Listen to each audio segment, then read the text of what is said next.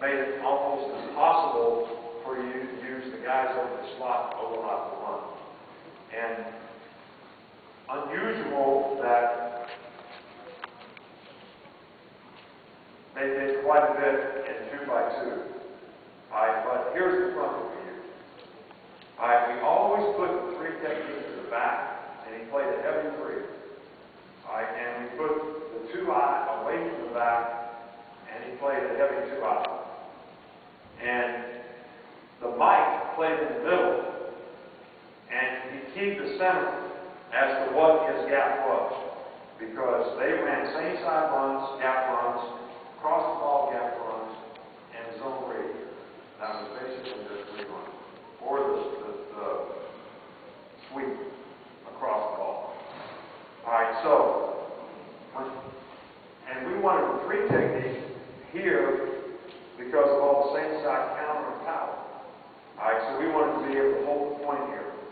All right, but on the zone read play that they ran, if the center blocked the 2 technique on the zone block, we played this guy heavy. So if the center blocked the nose, we let the nose push himself into 2 gap and play the B gap. And the Mike played behind the center. They had no gap, because they were always trying to scoop and slip up to the Mike to get the B gap. So our 2 gap guy, as soon as the center hit him, and then him and the Mike were on the same page, the Mike no longer would shuffle the stack into the B gap. Which if you shuffle the stacks into the B gap, you're A gap efficient if they run it downhill when you got 5 in the box. And we could stop every run that they had with 5 in the box. And that's how we stopped the passes, except for the screen. We didn't do a very good job against the screen. All right, so now if this guy blocked back and he pulled, I mean, we're on a regular jump over now. They're going to double here. We're going to get jump over. We're going to get this guy to jump over to B gap. All right, but this offensive concept that they used all the time, instead of throwing the bubble pass, all right, which is what a lot of you people that run the spread like to throw to complement your runs, all right, they threw a now pass, I call it a now pass screen, where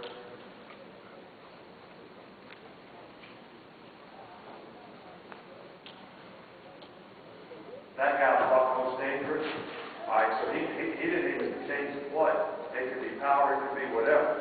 All right, but if you had a guy inside and not a rolled up corner, like everybody plays clamp, you guys know what I mean by clamp, and 2 runs a bubble, the corner rolled up and cover 2.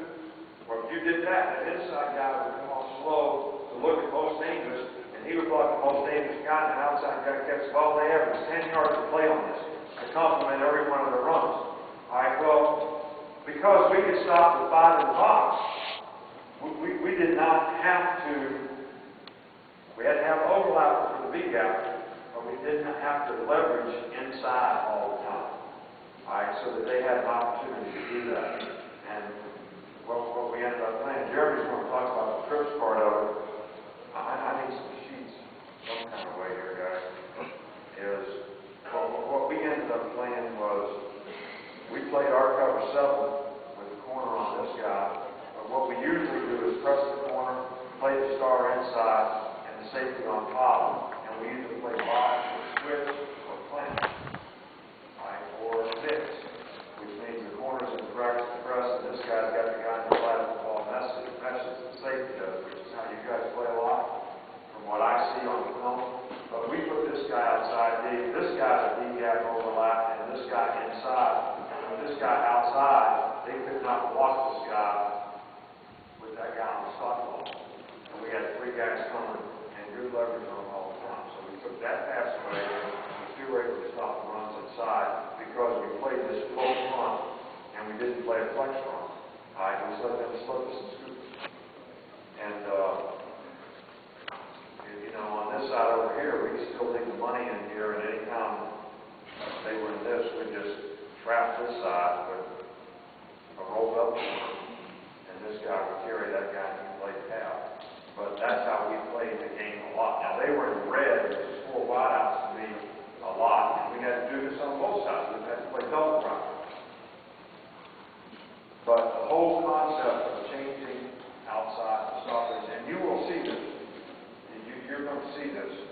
instead of the bubble, which everybody's kind of got accustomed to defending, all right, is this sort of now screen thing that they do, and it gave a lot of people problems. And the people that played clown couldn't stop the ball because the corner's 9 yards off, and the guy really doesn't run to the flat. He'll just block the guy that's lined up on him. So there's nothing that tells the plant corner to come up other than now you're really soft. So, but we could not have done this if we didn't make that front adjustment to almost play two gap inside and read the center for the zone block and play the line opposite. Played all the gap plays the same. So those two little concepts are things that I wanted to talk to you about. Jeremy's going to talk about cover 7, so he's going to be able to talk to you a little bit more about it. Does anybody have any questions about that? Anybody have any questions or problems that you have problems with that I can talk to you about? Now, we do have a film here that I wanted to show of some of these things, whether it's Wildcat or some of this. Can we put the film on?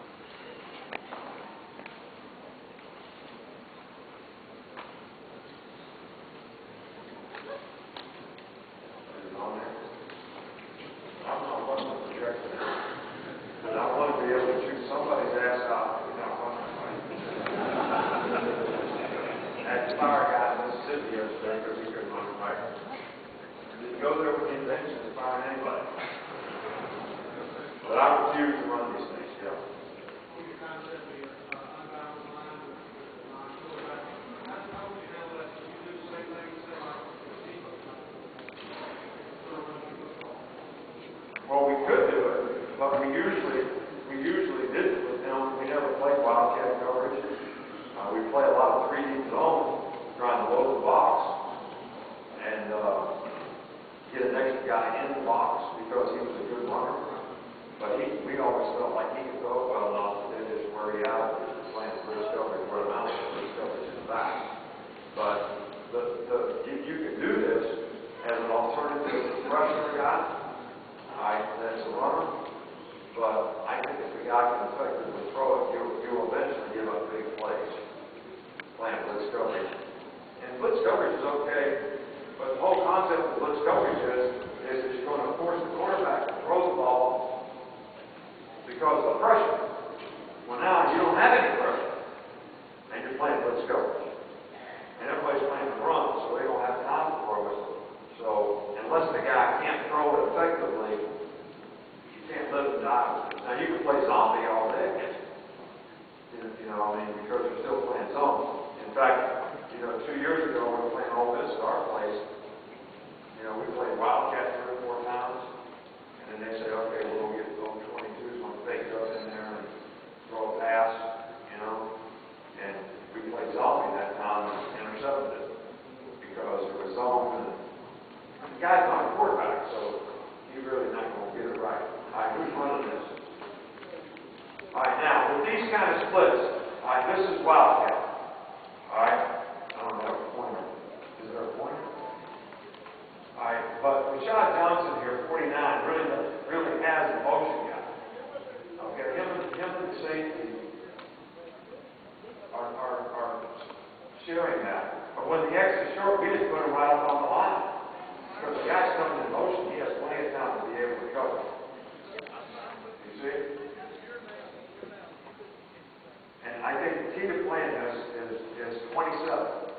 All right, right here. Gets in that quarter position where he's an overlap play. And one of the reasons that we don't want to play blitz coverage here all the time is you lose that guy that's an overlap player as well spits on him. Even though you're not playing no field coverage. All right, now this is in practice. All right, and this is Wildcat again. So the guy on top and this safety who's coming down